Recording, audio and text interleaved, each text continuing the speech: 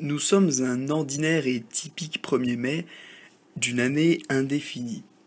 C'est l'histoire de Sabine et Joël, un couple des plus normaux, possédant chacun 44 et 19 ans.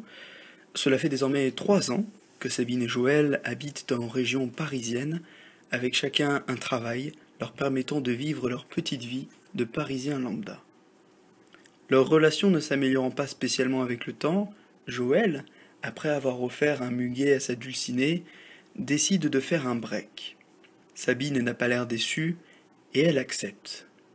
Les jours, les semaines, puis tout un mois s'écoulent, et rien ne se passe entre les deux protagonistes de mon histoire, sinon des petits messages envoyés depuis le téléphone de Joël vers celui de Sabine, malheureusement restés sans réponse. Joël ressent un manque, il voudrait que Sabine revienne, il regrette. Il voudrait qu'elle soit de nouveau avec lui, à ses côtés. Rien que l'idée de dormir avec un traversin le révulse. C'est Sabine le traversin, pas le traversin.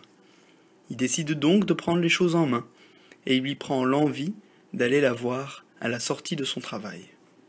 Nous sommes le 19e jour de juin, la fête de la musique approche. Joël surprend Sabine sur son lieu de travail.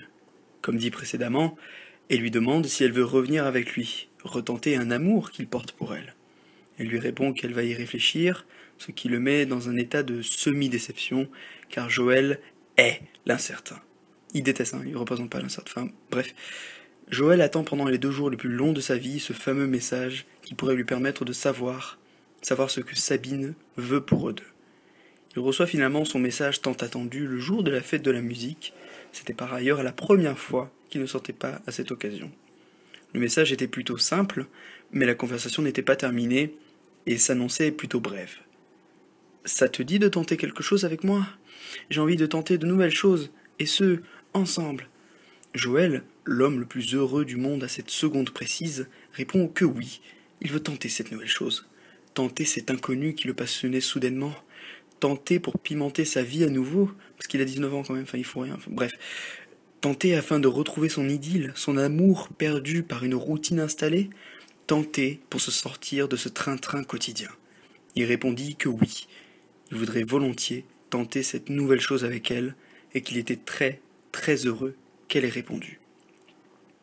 Le message qui suivit provenait de Sabine et expliquait ce qu'elle voulait faire avec lui. Ce message avait réussi à calmer soudainement les ardeurs de notre Joël national, pourtant ravigoté et jovial. Las de cet ascenseur émotionnel, il partit se coucher, toujours en repensant à ce qu'elle voulait faire. Elle voulait tenter la sodomie, chose qu'il n'avait jamais envisagé de faire, trop dégoûté et gêné à l'idée de tenter cet acte qui semblait si barbare à ses yeux. Mais Joël ferait tout pour reprendre Sabine. Le lendemain, résigné, il alla frapper à la porte de Sabine, qui lui ouvrit en petite tenue. Ils se dénudèrent sensuellement comme à leur habitude, avant d'entamer l'acte créateur de vie, parfois anal. Le cœur de Joël battait la chamade. Sabine, elle, déterminée, prit un air sérieux et força les choses. Ainsi, elle enfila un harnais godemiché autour de sa taille et fit signe à Joël de courber le dos.